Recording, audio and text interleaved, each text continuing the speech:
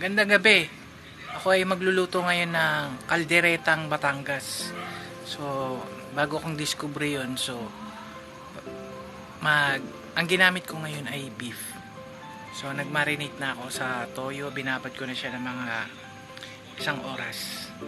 So, ayan na siya. Pinapainit ko na yan hanggang sa maging brown. So mamaya babalikan ko yan. Sasabihin ko yung mga rekado mamaya. So ayan, medyo natuyo-tuyo na yung pinakuluan nating beef.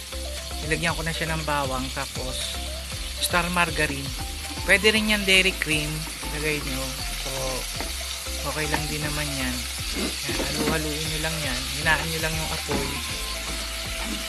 Yan, hinaan nyo lang yung apoy para hindi masyado masunog. So, ganyan lang. Yan ang pagluto.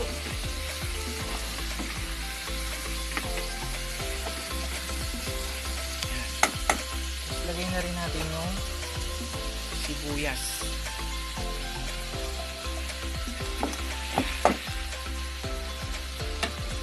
Lagay natin yung maluto. Tapos lalagyan natin siya mamaya ng aswete tsaka liver spread. Pero kung wala kayong aswete, okay lang. So mamaya balikan ulit natin siya. So ayan na, medyo kumukulo na. Nilagyan ko yun ng konting water.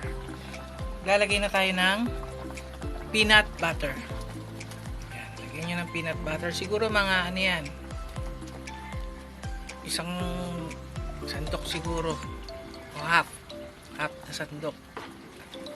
Then lagay na rin natin ang Rino liver spread, ang liver spread ng bayan, no? Hoy Rino, baka naman may sponsoran ako dyan, baka lang. Yan yung ginagamit namin nung bata pa kami pag meron kaming niluluto.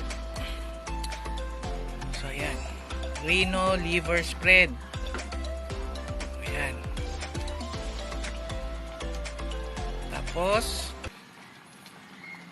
tayo natin muna. Pag medyo natutuyo, lagyan nyo ng konting water. Tapos maya maya lagyan natin na ng aswete. Ayan, kumukulo na siya. Pwede na natin ilagay itong aswete. Ayan, optional lang yan kung gusto nyo lagyan. Ayan, para may kulay. Tapos lagyan nyo ng bell pepper.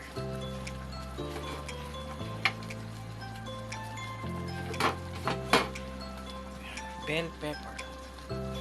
Then ilagay nyo yung pinagmarinatean natin na toyo at saka minta. So yan. Tayo natin siyang kumulo. Medyo matuyo-tuyo na konti. Takpan natin yan. So panghuli, ilagyan natin ng dinurog na skyflakes. Ayan. Luwin natin. Mga 1 minute, okay na yan. Pwede nyo itong lagyan ng onting asukal kung gusto nyo na manamis-namis. So sa akin, okay na to. Yan na siya. Maya-maya, okay na yan. So yan na yung aking nilutong kalderetang Batangas. So, papatikiman natin sa aking asawa ang aking nilutong kalderetang Batangas. Beef po yan yung ginamit ko. Beef. Ito pala yung pinagkaabalahan mo sa kusina.